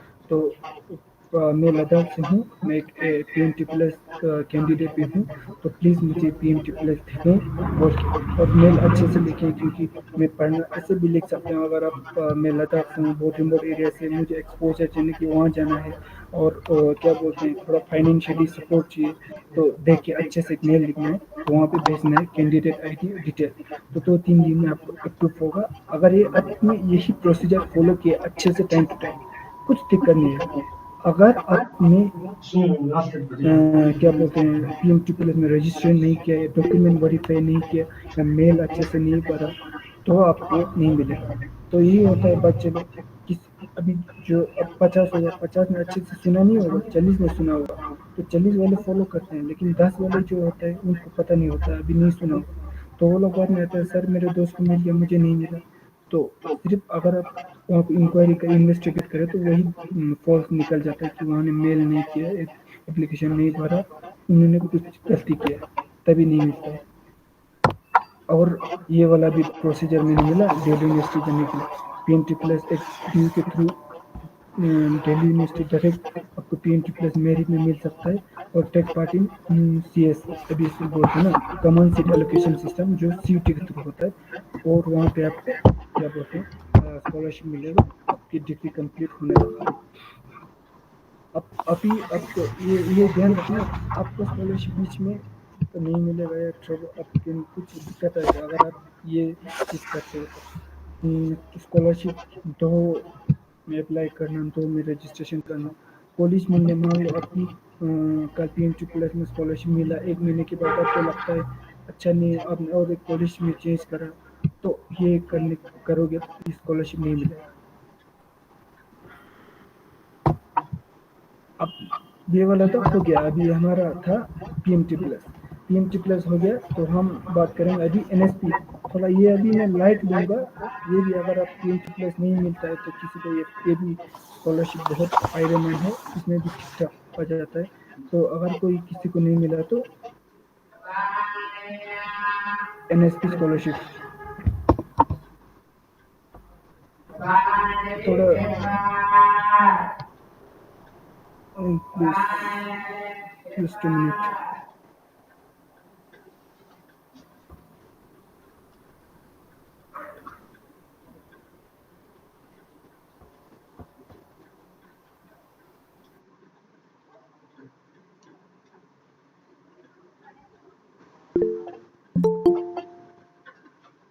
आई गॉट इट। तो ये हम जल्दी से रैप अप करेंगे। NSP अगर आपको नहीं मिला तो NSP स्कॉलरशिप का क्या आता है, जिसमें प्री मेट्रिक तो आप नहीं होगा, आप जूनियर वाले को बोल सकते हो, पोस्ट मेट्रिक आप कॉलेज के लिए या मास्टर के लिए मिल जाएगा। फिर उसके बाद प्री मेट्रिक के लिए, प्री मेट्रिक मतलब फर्स्ट क्लास टू 10, और पोस्ट मेट्रिक मतलब कॉलेज से लेके मास्टर तक, इवन मास्टर से ऊपर भी मिल जाता है। फिर उसके बाद इसके लिए कुछ ज़रूरत नहीं है आपको एक सिटीजन ऑफ इंडिया होना चाहिए, और आपका परसेंटेज 50 होना चाहिए। जिस मान लो 10 में 9 में अपने रिजल्ट आया तो 50% से अबव है तो आपको स्कॉलरशिप मिल जाएगा। फिर ST SC से वो बिलोंग करना चाहिए, वो तो आप सब होगा। फिर फैमिली इनकम 2,50,000 से पर एनम एक्सीड नहीं करना चाहिए। फिर उसके बाद और एक स्कीम आएगा, रेवा स्कीम। अगर आप किसी अभी रिसेंटली आप 12 में टॉप किया है या 10 में टॉप किया है, या आपने कुछ एग्ज़ाम क्वालिफाई किया है, तो आप क्या बोलते हैं ये वाला स्कॉलरशिप क्लेम कर सकते हो। ये सिर्फ ये करना है, लद्दाख का ये है क्या बोलते हैं, सिर्फ आपको अपना नॉमिनेशन भरना पड़ेगा, ठीक है। मतलब नॉमिनेशन में सिंस वहाँ पे एक पोर्टल खुलेगा, आपको अपना मार्क्स कार्ड अपलोड करना पड़ेगा। मुझे 10 में 95 मिला है, तो वहाँ पे लिस्ट देखा जाएगा, और अगर आप टॉप में आ जाते हो तो आपको स्कॉलरशिप मिलेगा। 10 में होगा तो 11 12 JEE क्या बोलते हैं JEE NEET CET exam preparation के लिए मिलेगा। पर 12 में होगा तो अगर आप क्या बोलते हैं 12 के ड्रॉप क्लियर भी ले सकते हो वहाँ से कोचिंग।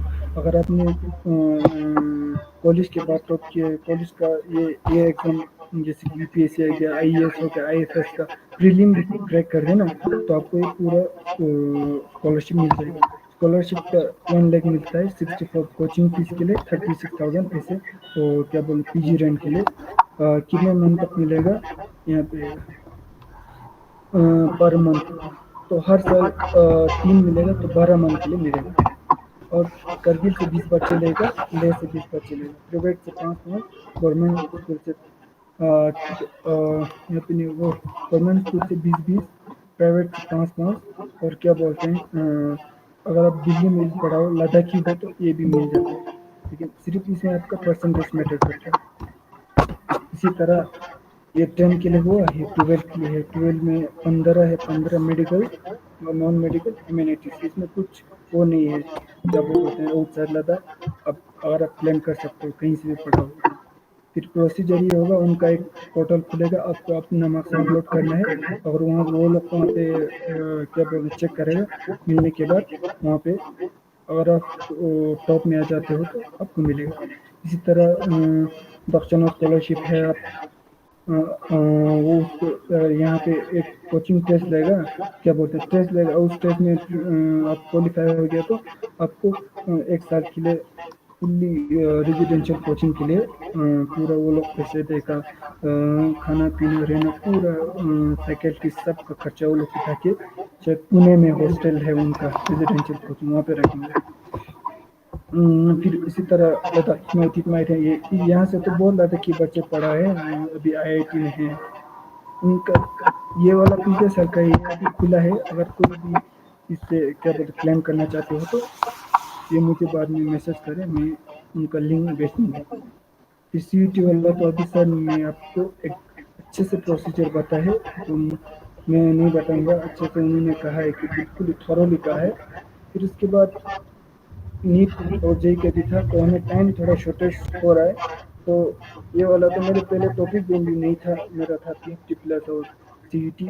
पीएमटी प्लस मैंने थोड़ा बताया और सीईटी सर ने अच्छे से बताया। तो ये नीट और जेईई का वी विल डिस्कस समडे। और क्या बोलते हैं, मेरे यूट्यूब चैनल पे हर एक वीडियो का है, जैसे कि ये देखो नीट का होगा, डीडुप्लीकेशन इश्यूज आता है, ज्वाइंट दक्षिण स्कॉलरशिप क्या है, इंडिया एग्जाम क्या है, ये इसी तरह हर स्कॉलरशिप का डिटेल एलिजिबल क्राइटेरिया शॉर्ट में है, अब जाके देख सकते हैं। यहाँ पे चैनल का नाम होगा विश्वनाथ जी। अभी हमने मिस किया होगा तो इस पर थोरोली होगा। वेबसाइट भी है, वेबसाइट में जाके अगर स्कॉलरशिप ब्रांच में जाओगे तो स्कॉलरशिप का लिस्ट है पूरा, इंट्रेंस एग्जाम का लिस्ट में जाओगे तो पूरा इंट्रेंस नीट पीजी क्या बोलते हैं नीट जेईई सीईटी और इसका पूरा डिटेल है, तो आप जाके देख सकते हैं। बाकी तो मेरा यही लास्ट में यही से कंक्लूड करूँगा कि 2 बच्चे हैं ना, 2 तो ये काउंसलिंग और अवेयरनेस ज़रूरत क्यों है, तो मुझे ये मेरा ये बिलीफ है। 2 बच्चे दौड़ते हैं, एक को रूट पता होगा, वो बिल्कुल दौड़ने में भी कम है, तो कम होगा तो उसको कुछ गलती नहीं है, वहाँ घुसना भी नहीं है, वहाँ घुसना भी उसको पता होगा तो, या कोई बोल रहा है वहाँ से लेफ्ट राइट, तो वो कहीं घुसेगा भी नहीं, कहीं घुसेगा नहीं, सीधा जा रहा है, लेकिन धीरे भी जा रहा है, सीधा जा रहा है, कुछ वहाँ पे नहीं हो रहा। एक है बहुत फास्ट, अच्छा दौड़ने के लिए ठीक ठाक है पढ़ाई में, लेकिन उसको एक रूट नहीं है कहीं, तो कहीं में जाके फंस जाएगा, कहीं में जाके ठोकर कर फिर आएगा, फिर तो उसमें बहुत उसका रिसोर्सेज एनर्जी और क्या बोलते हैं वो सब वेस्ट होगा। तो इसीलिए मैं मानता हूँ कि एक गाइडेंस बहुत ज़रूरी है अपने लिए। तो इसी के साथ मैं कंक्लूड करूँगा। Thank you.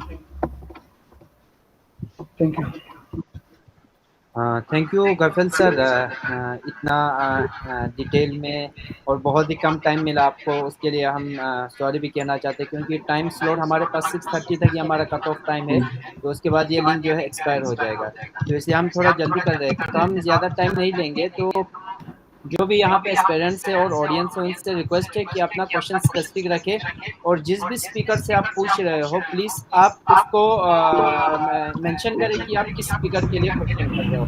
तो हमारे पास 15 से 16 मिनट में हम क्वेश्चन जितने भी है वो हम ले लेंगे, और जिन क्वेश्चन को हम एड्रेस नहीं कर पा रहे तो उसको हम अक्सर के एग्जीक्यूटिव बॉडी से रिक्वेस्ट करेंगे कि आप अपना कॉन्टैक्ट नंबर ड्रॉप करें बॉक्स ये कमेंट बॉक्स में, तो जितने भी स्टूडेंट यहाँ पे जिनका क्वेश्चन एड्रेस नहीं होता है उनको हम बाद में रिटर्न में दें या उनसे कम्युनिकेट करके हम उनको अपना उनका क्वेरी जो है हम उनका आंसर दे देंगे। तो हम ऑडियंस से रिक्वेस्ट करेंगे जो एस्पिरेंट स्टूडेंट्स यहाँ पे बैठे हुए कि आप जो भी क्वेश्चन है स्पेसिफिक पूछे, आप वेगली क्वेश्चन ना करें, बिल्कुल टू द पॉइंट क्वेश्चन करें। Thank you. और जिसको भी करे एड्रेस करके बताएं। Thank you.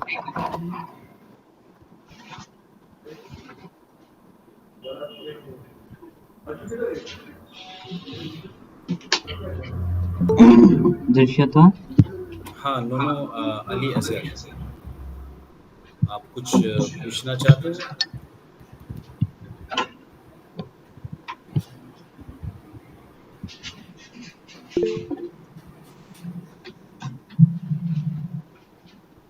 मैं FYUP में स्कॉलरशिप प्रोसीजर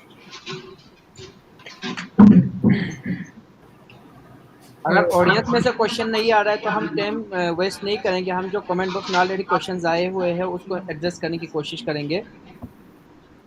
दोनों अली असगर, आप माइक ऑन करके डायरेक्ट पूछ सकते हैं अगर पॉसिबल है तो। अच्छा हेलो सलाम सर। हाँ, वालेकुम सलाम। कैसा है? सर मैं बायोकेमिस्ट्री सेकंड ईयर का FYUP स्टूडेंट हूँ सर, अलीगढ़ मुस्लिम यूनिवर्सिटी में। अच्छा, ओके।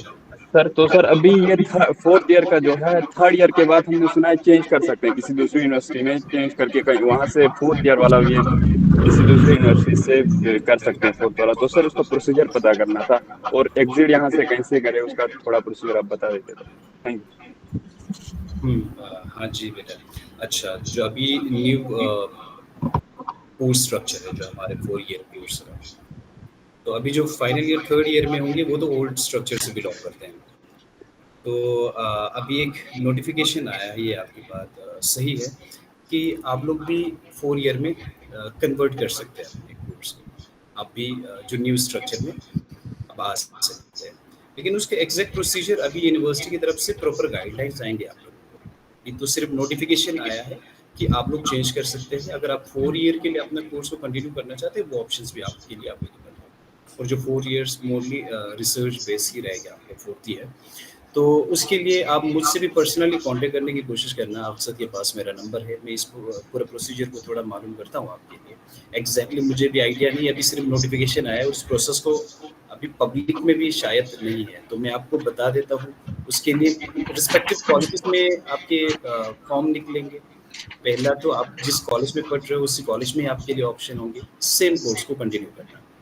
अगर आप दूसरे कॉलेज में स्विच करने की जो बात कर रहे हो, तो उसके बारे में अभी तक मुझे कोई आइडिया नहीं, मुझे मालूम करना पड़ेगा उसके लिए। ओके, हम कमेंट बॉक्स से एक क्वेश्चन ले लेंगे। मीना बानो पूछती है कि गाफिल सर के लिए क्वेश्चन है, पूछती है कि मैं MSc परस्यू करना चाह रही हूँ, तो उसके लिए ग्रेजुएशन बेस की जो मार्क्स है उस बेस पे कोई स्कॉलरशिप है क्या MSc के लिए सर? आप माइक ऑन करिए सर, आपका माइक ऑफ है। NSP बोला था ना, NSP में 2 स्कॉलरशिप है, तो प्री मैट्रिक और पोस्ट मैट्रिक। पोस्ट मैट्रिक में आप क्लेम कर सकते हैं, लेकिन आपको उसको ग्रेजुएशन में 50% से ऊपर रहना चाहिए, और एनुअल इनकम 2,50,000 से कम होना चाहिए फैमिली इनकम। बाकी आपको क्लेम मिल जाएगा जितना आप फीस भर रहे हो उतना, और अगर आप हॉस्टल फीस सब चार्ज इंक्लूड कर पाते हो तो वही एग्जैक्ट अमाउंट आपको आ जाएगा। नेक्स्ट क्वेश्चन ले लेंगे सर। यावर अब्बास पूछता है कि वो 2-3 साल के जो ड्रॉप स्टूडेंट है वो PMSSS के लिए एलिजिबल है कि नहीं? 2 साल तक मिल जाते हैं। मान लो मैंने 2022 में करके 2023 ड्रॉप करके अभी 24 के लिए मैं अप्लाई कर सकता हूँ। अगर आप 2021 में मैंने ड्रॉप किया है, अब 22 भी मैंने नहीं किया, 23 भी नहीं किया, 24 के लिए मैं एलिजिबल नहीं हूँ। 2 साल तक वो लोग देता है, 2 साल के बाद आप एलिजिबल नहीं हो PMSSS के लिए। हसन सर के लिए एक क्वेश्चन है सर। देचा नामो पूछती है कि SRCC का ST कैटेगरी में कट ऑफ क्या रहता है? अच्छा, ओके। नोमो SRCC में ST में जनरल का 790 के अराउंड रहते हैं इनिशियली बिगिनिंग में। तो ST के लिए 750 to 760 आउट ऑफ 800 आपके स्कोर होने पर। बाकी मोर ओवर अगर उससे 700 एंड अबव है तो डेफिनेटली आप फिल करना। फिर उसके बाद स्पोर्ट राउंड आते आते वो रिड्यूस हो जाता है, पॉसिबल हो सकता है। तो 750 to 760 के around in the initial stages.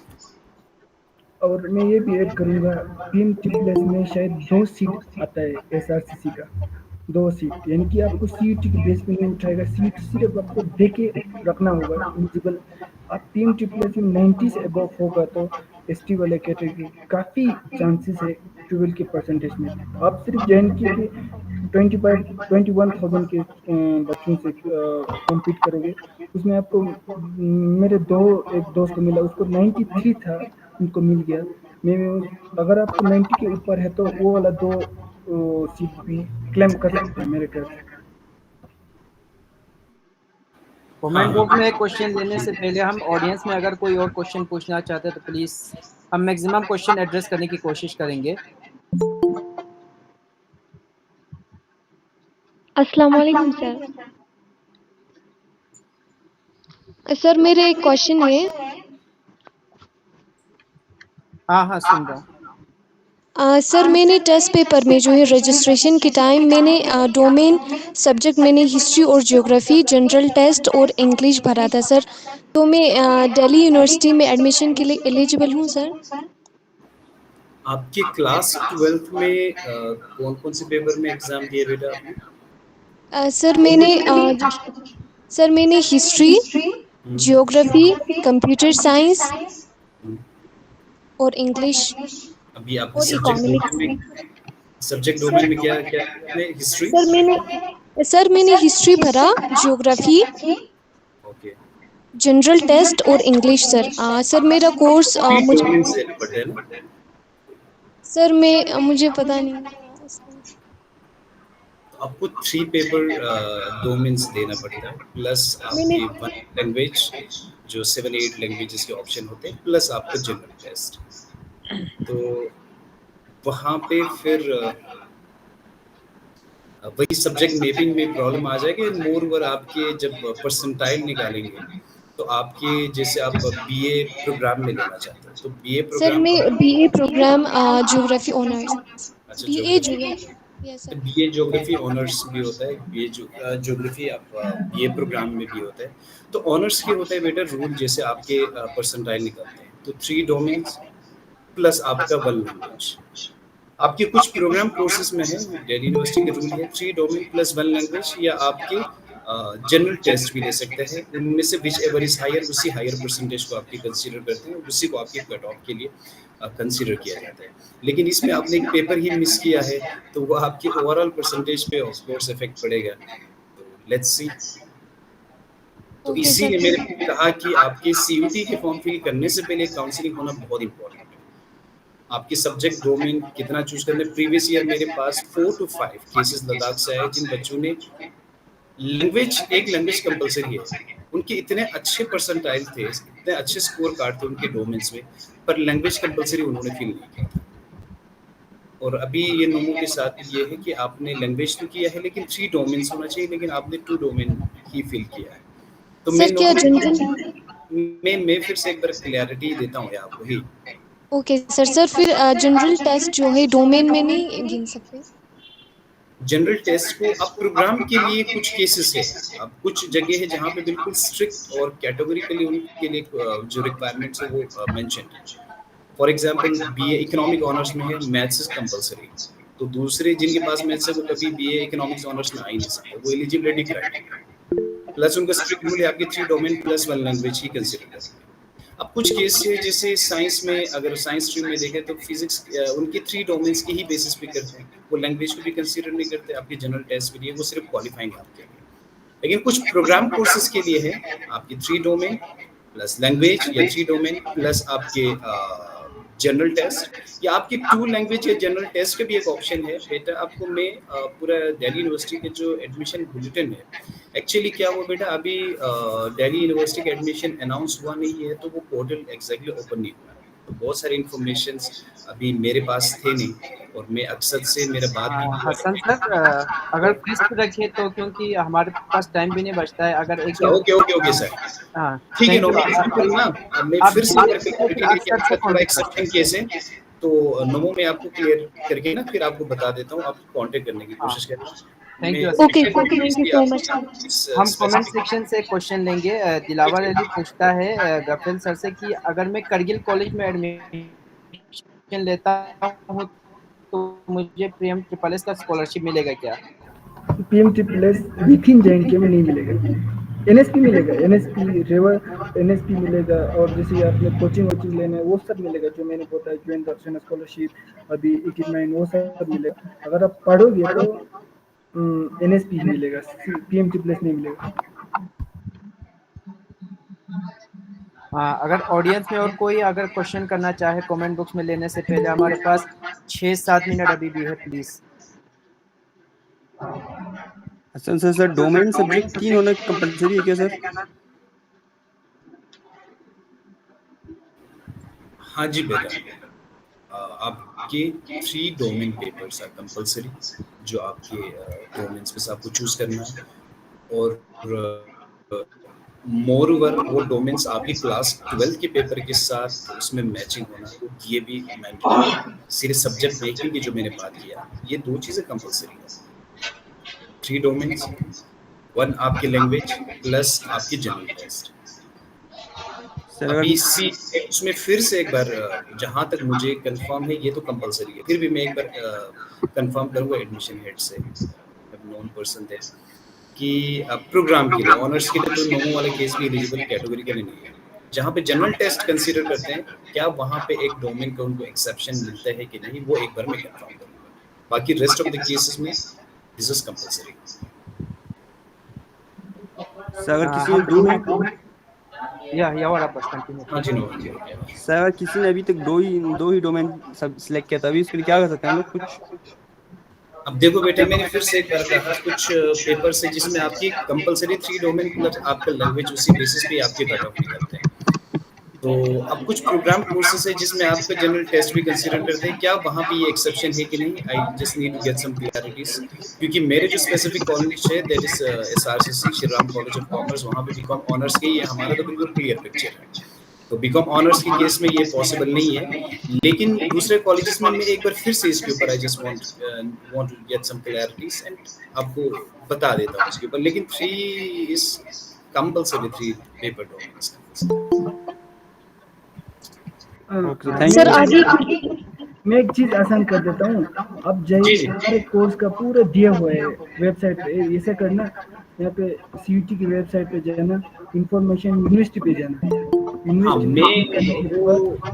Bulletin पे आओगे है ना? हाँ, किस कोर्स के लिए क्या चाहिए। मान लो जैसे कि दिल्ली यूनिवर्सिटी में आओगे ना, दिल्ली यूनिवर्सिटी सर्च करके आए तो BSc ऑनर्स करना है, आपको क्या क्या चाहिए? फिजिक्स, केमिस्ट्री, बायोलॉजिकल होना चाहिए और एनी वन लैंग्वेज होना चाहिए। फिजिक्स, केमिस्ट्री ऐसे इसमें आप खुद पढ़ सकते हैं। अगर अभी बहुत सारे कोर्स हैं तो सर को बोलने में वो होगा, आप खुद जाके अपना कोर्स चूज करें, BSc फिजिक्स या स्टैटिस्टिक्स कुछ भी, और जाके एलिजिबल क्राइटेरिया देख लें।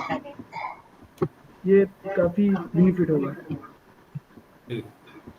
और मैं आपको इन्फॉर्मेशन बुलेटिन जो है वो शेयर करके रखता हूँ इस ग्रुप में, और अक्सर के एग्जीक्यूटिव मेंबर्स भी बच्चों के साथ आप शेयर करें, उनको जो भी रिक्वायर्ड इन्फॉर्मेशन है, जैसे गफिल भाई ने बताया, आप इजीली वहाँ से ट्रेस आउट कर सकते, फिगर आउट कर सकते। 2024 का अभी करंट एक्सक्लूसिव बुलेटिन है। जी बशीर भाई, हाँ, 1-2 क्वेश्चन और ले लेंगे, इसके बाद सेशन क्लोज करेंगे, क्योंकि हम नहीं चाहते कि ये लिंक जो है सडनली कोलैप्स करे, क्योंकि 6:30 इसका एक्सपायरी टाइम है। तो हम जल्दी से कोशिश करेंगे 1-2 क्वेश्चन को एड्रेस करने के लिए।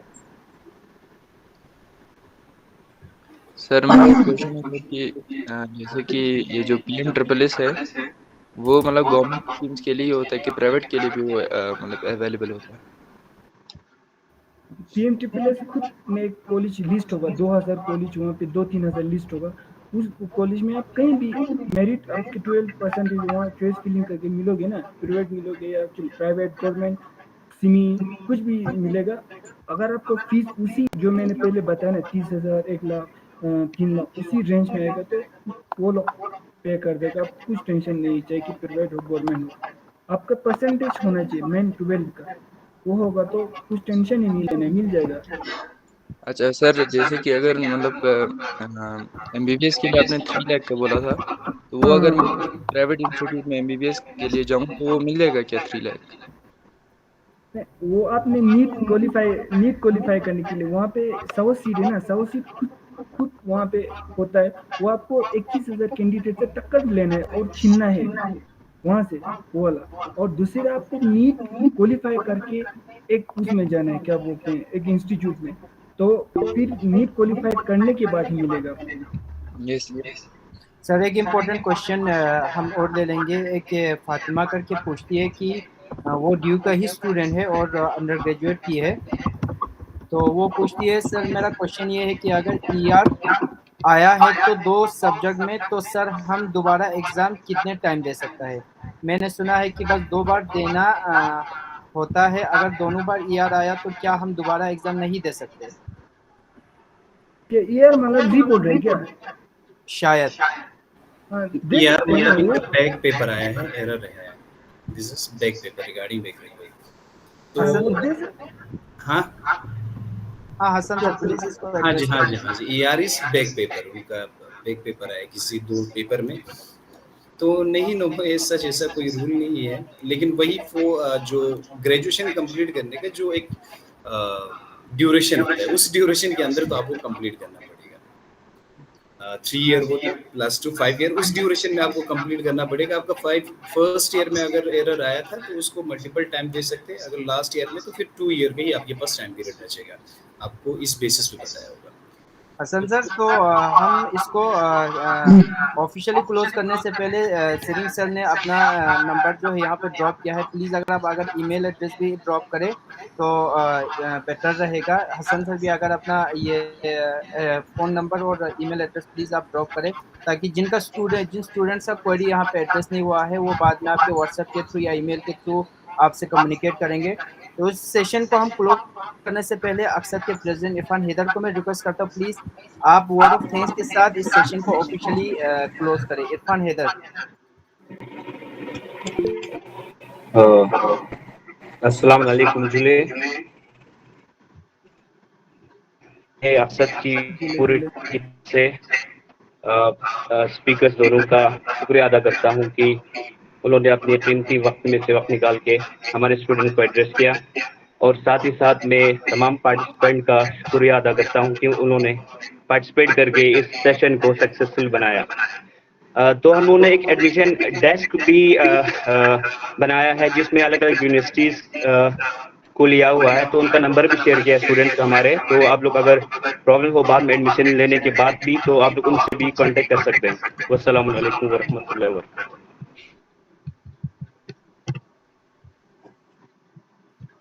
थैंक यू इरफान साहब, थैंक यू प्रोफेसर हसन साहब, थैंक यू सलीम गफल साहब, और अक्सर के सारे एग्जीक्यूटिव्स सीनियर मेंबर्स यहाँ पे बैठे हुए हैं, उन सबको थैंक यू। और आप सारे एस्पिरेंट स्टूडेंट्स जो यहाँ पे इतना इंटरेस्ट दिखा के 54-55 स्टूडेंट्स ने यहाँ पे ज्वाइन किया, आप सब लोगों का भी थैंक यू।